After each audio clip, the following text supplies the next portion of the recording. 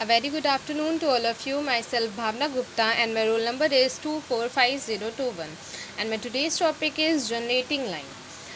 तो हम generating line को समझने के लिए पहले समझते हैं कि जो रूल्ड सरफेस होता है उसे हम क्या कहते हैं.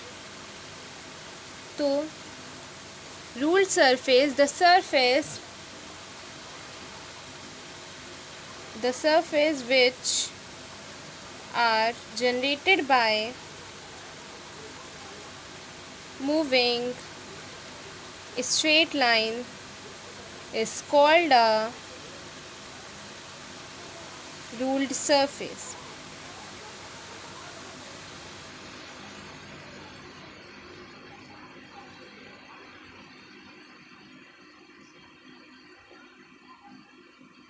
मतलब जैसे ये हमारी स्ट्रेट लाइन है, the surface which is generated by moving straight line, जो हम स्ट्रेट लाइन को मूव कराते हैं उसे हम कहते हैं रूल्ड सरफेस. तो अब हम बात करते हैं हमारे मेन टॉपिक जनरेटिंग लाइन की, कि जनरेटिंग लाइन एग्जैक्टली क्या होती हैं. तो जो जनरेटिंग लाइन होती हैं वो डिफ़ाइन करी जाती हैं. It is defined as a surface. जैसे बहुत सारी डिफरेंट हमारे पास सरफेस होती हैं. सिलेंडर होती है, कोन होती है, हाइपरबोला होती है. It is defined as a surface which is generated by a family of straight line. Family of straight line at one parameter. Okay. तो हम एग्ज़ाम्पल ले लेते हैं कि जैसे ये हमारा एक फिक्स्ड पॉइंट है और ये हमारा जो इसके पैरेलल एक लाइन है, उसका जो रोटेशन होती है, जिस तरह से वो मूव करती है उसके अराउंड सर्कुलर मोशन में, उसे हम कहते हैं जनरेटिंग लाइन. तो हम एक डायग्राम के थ्रू उसे समझते हैं कि जैसे ये हमारी एक फिक्स्ड लाइन है. लेट करते हैं हम ये एक हमारी फिक्स्ड लाइन है और इसकी ये लाइन पैरेलल है. जो हमारी पैरेलल लाइन जो फिक्स लाइन के अराउंड मूव करती है उसे हम कहते हैं जनरेटिंग लाइन. और हमारे रूल सरफेस के डिफरेंट एग्जांपल्स होते हैं, like cylinder, cone, hyperboloid of 1 and 2 sheet. तो हम एक जनरेटिंग लाइन से रिलेटेड क्वेश्चन सॉल्व करते हैं. So our question is find equation of the generator by the hyperboloid x square upon a square plus y square upon b square minus z square upon c square is equal to 1. तो हमें पता है कि जो हमारी equation of hyperboloid होती है वो होती है x square upon a square plus y square upon b square minus z square upon c square is equal to 1. तो हम लेट करते हैं कि ये जो हमारे पॉइंट्स हैं वो LMN है, जो डायरेक्शनल कोसाइन होते हैं. हम प्रीवियसली पढ़ते भी हैं प्रीवियस चैप्टर्स में. तो हम लेट करते हैं let LMN be the directional cosine of the generator. जो हमारे LMN है वो डायरेक्शनल कोसाइन है जनरेटर के. The equation of the generator through the, और जो हमारे पॉइंट्स दिए गए हैं उसके थ्रू हमारी जो जनरेटर की इक्वेशन होगी, the equation of a generator through the point A cos alpha, जो हमारे क्वेश्चन में गिवन है, बी साइन एल्फा और 0. तो हमें फॉर्मूला पता है कि जनरेटिंग लाइन को हम सॉल्व करते हैं x minus alpha upon L और y minus beta upon m, z minus gamma upon n.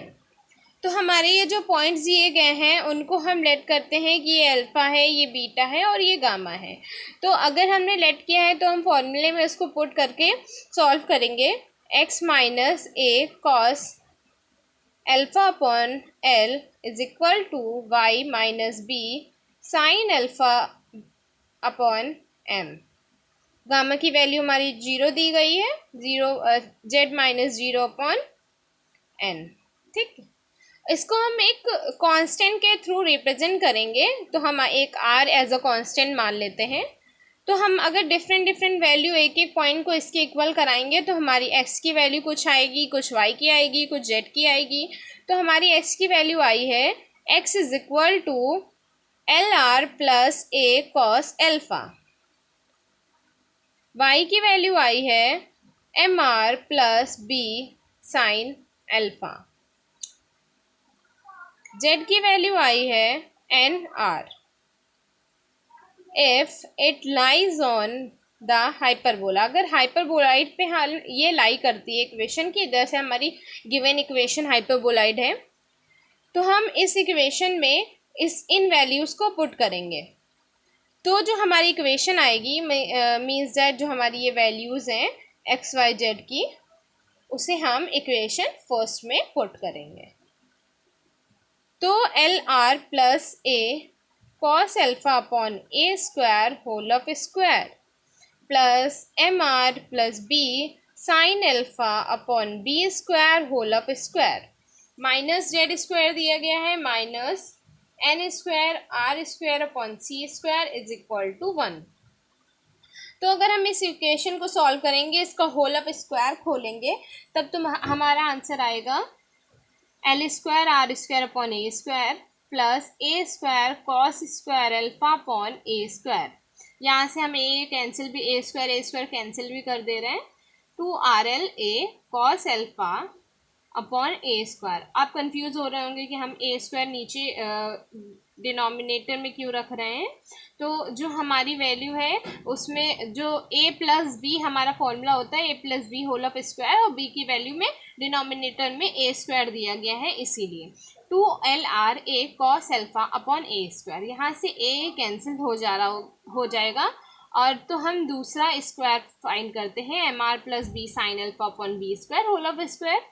तो इसकी वैल्यू आएगी m square r square upon b square plus b square sine square alpha upon b square cancel हो जाएगा।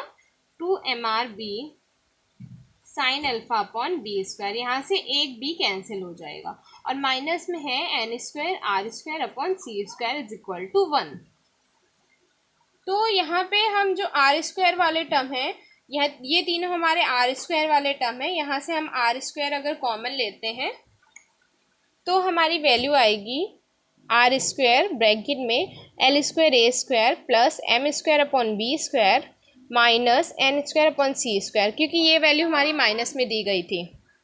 दूसरा हम are वाली equation में कॉमन लेंगे, जैसे 2LR कॉस अल्फा में इसमें से आर कॉमन है, और अगर इस इक्वेशन की बात करते हैं तो इसमें हमारा कॉस स्क्वायर अल्फा है और साइन स्क्वायर अल्फा है, तो ये हमारा 1 हो जाएगा।